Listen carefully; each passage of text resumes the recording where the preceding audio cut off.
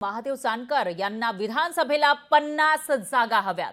विधानसभेला रासपला 50 जागा मिळाव्यात अशी इच्छा त्यांनी बोलून दाखवलेली आहे। रासपचे अध्यक्ष महादेव जानकर यांनी ही मागणी केली आहे। तर लोकसभा विधानसभेला युती होऊ शकते असं त्यांनी सांगितलंय। स्थानिक स्वराज्य संस्था निवडणुकीमध्ये युती सरकार नाही असं जानकर यांनी म्हटलेलं आहे।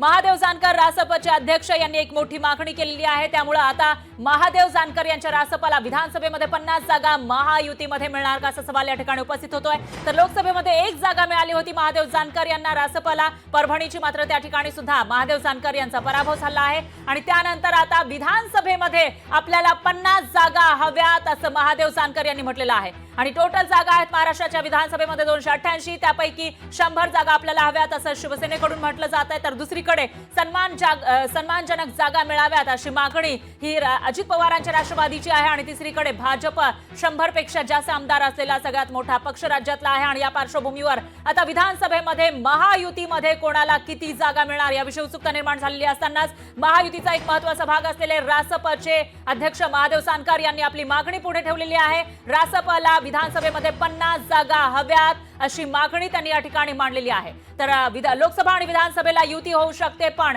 स्थानिक स्वराज्य संस्थेच्या निवडणुकीमध्ये आपण युती करणार नाही असंही जानकरांनी जाहीर केलंय। कमीत 50 जागा माहितीला मागतील।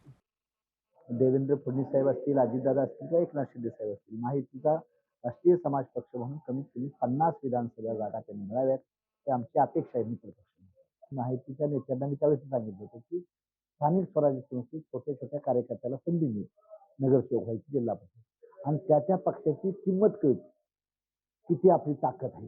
त्यामुळे स्थानिक स्वराज्य संस्थेत काय अलायन्सची बात करायची गरज नाही।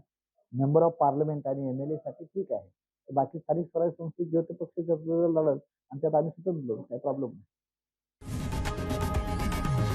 लोकशाही मराठी ऐका, पहा, जागरूक रहा।